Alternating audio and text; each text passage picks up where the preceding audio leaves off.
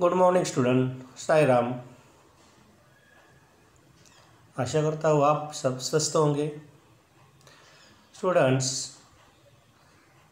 Christmas vacation से पहले जो अपना फिजिकल एजुकेशन का लेक्चर था उसमें हम लोगों ने जूडो एक गेम की प्रथम अवस्था, इस जूडो गेम कैसे खेलते हैं, जूडो गेम का मैट ग्राउंड कैसे होता है, इसके बारे में चर्चा की थी। आज जूडो गेम के कुछ स्किल के बारे में हम लोग चर्चा करने वाले हैं। उससे पहले जूडो गेम के बारे में फर्स्ट लेक्चर में हमने क्या क्या देखा था, उसका ग्राउंड कैसे, एक बार वापस थोड़ा सा हम लोग रिवीजन करेंगे। आज हम जूडो पार्ट 2 देखने वाले हैं। Judo is a single compact sports और dual played without weapons. It developed in Japan from a martial arts called Jiu-Jitsu. It was named Judo in 1882.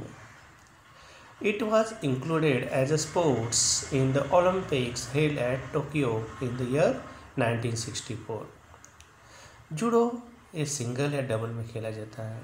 Judo is a single combat sport और dual play without weapons. कोई भी हथियार न लेते हुए ये judo game खेला जाता है। It developed in Japan from martial art called Jiu-Jitsu. It was named Judo in 1882. 1882 में उसका नाम जूडो है। It was included as a sports in the Olympic held at Tokyo in year 1964. Judoka can throw pin to the ground or force an opponent to surrender by using adequate force. One can develop self-confidence, determination, courage, and strong willpower by learning judo and improve his agility, flexibility, strength, and endurance. Remarkable improvement is seen in the neuromuscular coordinations and cardiovascular efficiency. अभी the mat और arena, judo का जो mat रहता है उसके बारे में 16x16 metre इतना जगह जूडो खेलने के लिए चाहिए। एक्चुअल जूडो का जो मैट रहता है वो 10 मीटर बाय 10 मीटर का रहता है। जो डेंजर एरिया रहता है, जो आपको कलरफुल इसमें दिखाई दे रहा है स्क्वायर, 1 मीटर बाय 10 मीटर का वो डेंजर एरिया रहता है। एक रेफरी रहता है, जज रहता है, 2 जज दोनों कॉर्नर में खड़े हैं, रेफरी अंदर खड़ा है। ये जो है द मैट और एरिना। अभी जूडो में द बो एंड ग्रीड, जब ये गेम शुरू होता है तभी सबसे पहले दोनों प्लेयर एक दूसरे के सामने कैसे, जब ये हम लोग अभी क्रिकेट का मैच देखते हैं उसको दोनों प्लेयर, सब जो भी प्लेयर है एक दूसरे को हाथ मिलाकर गेम शुरू करते हैं। अभी जूडो में ऐसा नहीं। जूडो में क्या होता है, the bow and greed. When two judokas face each other for a fight during practice session or in a competition, they stand 4 meters apart and greet each other. जब भी आप प्रैक्टिस करते हो, जूडो सीखते हो या कोई कंपटीशन खेलते हो, तो दोनों जो प्लेयर होते हैं, जुडोकास कहते हैं उसको, दोनों भी 4 मीटर के डिस्टेंस पे एक दूसरे की तरफ फेस करके चेहरा करके खड़े रहते हैं। When two judokas face each other for a fight during practice session or in a competition, they stand 4 meters apart and greet each other.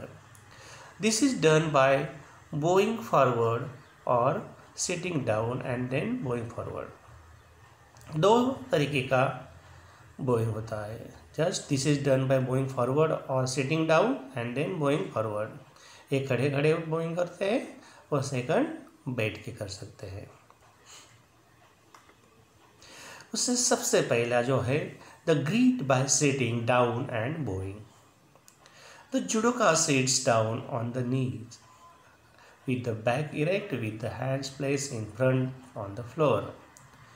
The judoka bends forward to greet the opponents. Opponent player के सामने जब भी बैठ के grip करते हैं तभी कैसे करते हैं, the judoka seats down on the नीज के ऊपर बैठ के बैक स्ट्रेट रख के दोनों हाथ सामने प्लेस करके वो ग्रीट करते हैं। सेकंड जो टाइप है to greet in a standing position. First हमने देखा कि जूडो का सिटिंग इसमें करते हैं, अभी ग्रीट इन स्टैंडिंग पोजीशन। तो जूडो का stand straight, then place the hands on the knees and bend forward to greet the opponents. इसमें क्या करते हैं, वो खड़ा रहता है, जूडो का स्टैंड स्ट्रेट सीधा खड़ा रहता है। Then place the hands on the knees, अपने दोनों हाथ अपने नीज के ऊपर रखते हैं and bend forward to greet the opponent, and forward bend करके वो अपने अपोनेंट को ग्रीट करता है। ये दो तरीके, first is sitting and then is standing. ये दोनों जो ग्रीट हमने देखा है। अभी the grip, this is the most basic and important technique in the game.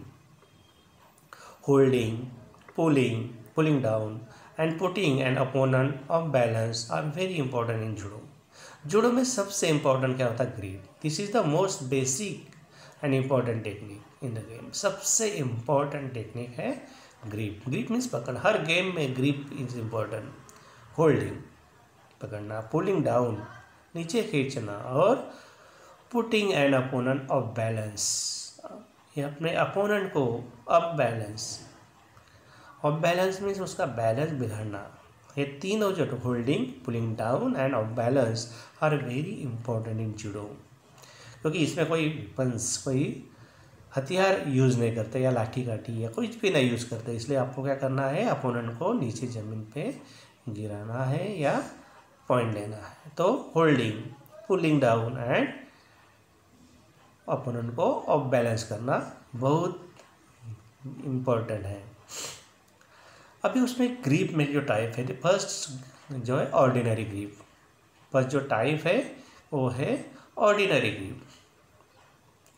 The attacker hold the opponent's elbow with one hand and the level of the judogi uniform with the other hand to throw the opponent off balance.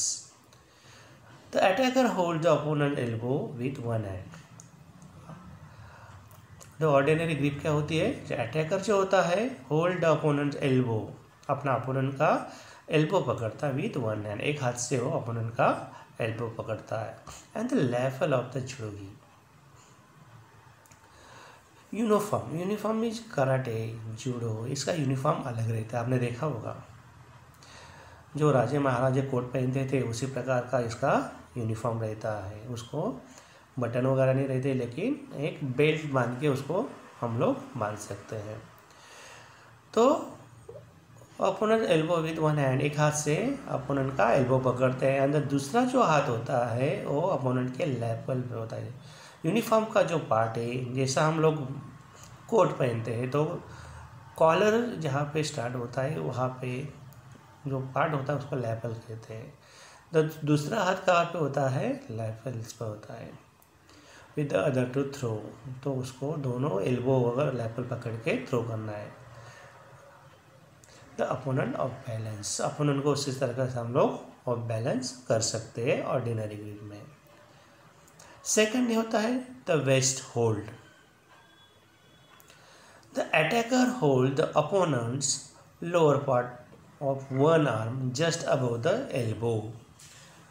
The attacker holds the opponent's lower part of one arm just above the elbow.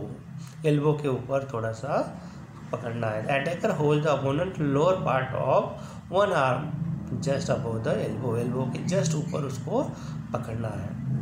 And the waist to trip and throw the opponent off balance.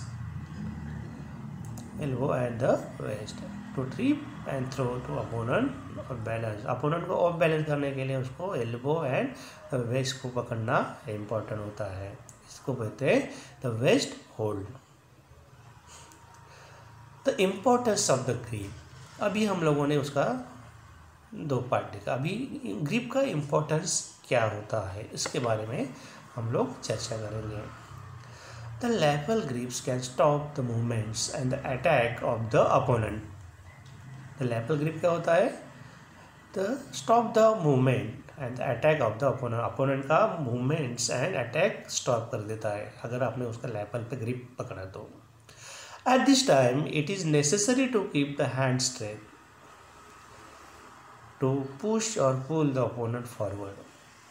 At this time, it is necessary to keep the hand straight to push or pull the opponent forward. Important है कि at this time it is necessary to keep the hand straight. अपना हाथ सीधा रखना है to push or pull the opponent forward. एक तो opponent को तो push करना है या pull करना है.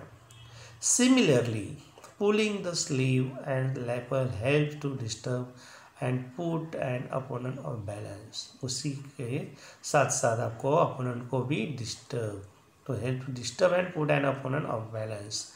opponent को हम लोग क्या उसी तरीके से off balance कर सकते हैं. Avoiding or preventing the opponent's grip. जब भी हम लोग opponent को पकड़ते हैं तो क्या क्या चीज़ें हैं वो अवॉइड करना चाहिए. Avoiding or preventing the opponent grip. Any opponent will try to grip your judogi and apply technique. Any opponent, कौन सा भी अपना प्रतिस्पर्धी हो, will try to grip your judogi. जो यूनिफॉर्म होता है उसको ग्रिप करने का प्रयास करते हैं. Any opponent will try to grip your judogi and apply technique. और उसके जो टेक्निक रहते हैं वो अप्लाई करने की कोशिश करते हैं. So it is wise to keep the body away and not allow the opponent to hold the lapel. सबसे इम्पोर्टेंट है कि अपोनेंट से थोड़ा अपना बॉडी को दूर रखना है. So it is wise to keep the body away.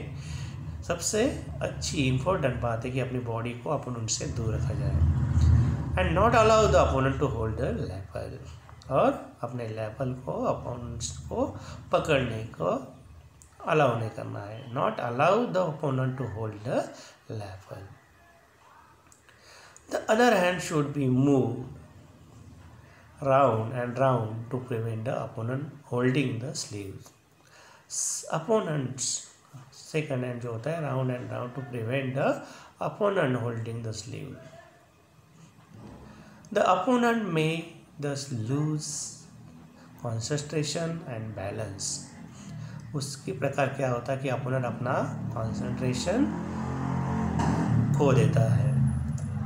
This is the best time to attack and apply your own technique. और अपोनेंट ने अपना कॉन्सेंट्रेशन और बैलेंस जब भी खो दिया तो वही एक अच्छा समय होता है. This is the best time to attack and apply your own technique.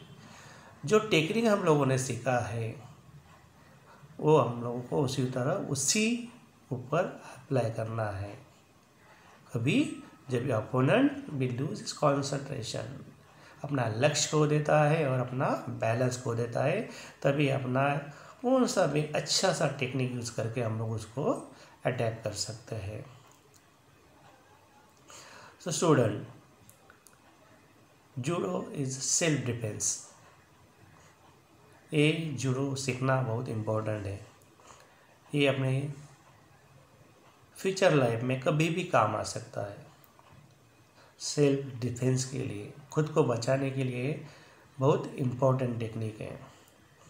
तो स्टूडेंट्स, आज के लेक्चर में इतना ही. उसका पार्ट 3 में हम लोग और उसके स्किल्स के बारे में चर्चा करेंगे. धन्यवाद.